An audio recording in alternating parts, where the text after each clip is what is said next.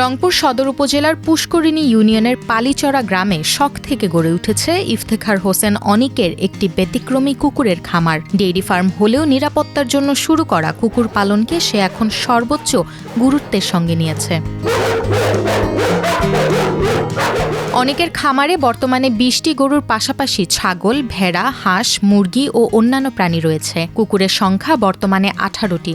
এর মধ্যে রয়েছে জার্মান শেফার্ড, রটওয়াইলার ও ল্যাব্রাডর সহ বিভিন্ন জাতের কুকুর। খামার যদি অত্যুক্তি হয় বা আমার যারা আছে, আমার সাপোর্ট স্টাফ যারা আছে তাদের প্রতি একটা অসম্মান হয়, তারপর বলবো আমার যে কুকুরগুলো না থাকতো আমি ৭ বছর খামার করতে পারতাম না এই জায়গায়। কারণ এই জায়গাটা হচ্ছে ফাঁকা একটা জায়গা, খামার একেবারে ভয় করার পরিকল্পনা নাই। তবে আমার এটাই ইচ্ছা আছে যে হচ্ছে যদিও বা পিওর ব্রিড আছে আমার কাছে, তারপর এর থেকেও ভালো ব্রিডের কিছু বাচ্চা আমার আনার ইচ্ছা আছে, যেগুলো দিয়ে আমি যেন বলতে পারি যে হচ্ছে গিয়ে আমি 10টা কুকুর আমার এখান থেকে ফিরোজ ভাইকে দিছি বা অন্য ভাইদেরকে দিছি, এই 10টা কুকুর বাংলাদেশের top of the line blood লাইনের। তবে এর থেকেও যেটা বললাম যে খুব ভালো ব্লাড লাইন, এরকম কিছু নিয়ে আসার ইচ্ছা আছে। বাট এটা আমি বলি ভাই, এটা আমার প্রফেশন না। আমি প্রফেশনালি হচ্ছে গিয়ে কুকুরের খামার করার নাই।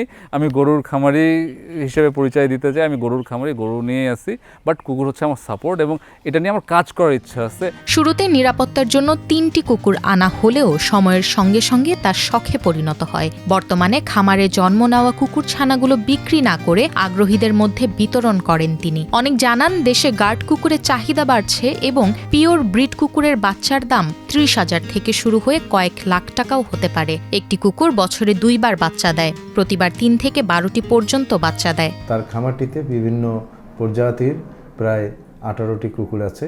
এই কুকুরগুলো বিভিন্ন সময় আমাদের যে প্রদর্শনী আছে, প্রদর্শনীতে উপস্থিত হয়ে বিভিন্ন সময় বিভিন্ন রকমের পুরস্কার পেয়েছেন এবং আমরা তার এই খামারটিকে দীর্ঘদিন যাবৎ বিভিন্ন রকমের পরিষেবা এবং পরামর্শ দিয়ে আসছি।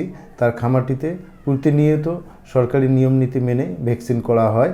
বাসাবাড়ি থেকে শুরু করে এরকম খামার করার জন্য আমরা উদ্বুদ্ধ করছি। ভবিষ্যতে উন্নত জাতের কুকুরের প্রজনন বাড়ানো এবং কুকুর নিয়ে সামাজিক সচেতনতা তৈরির পরিকল্পনা রয়েছে অনেকের।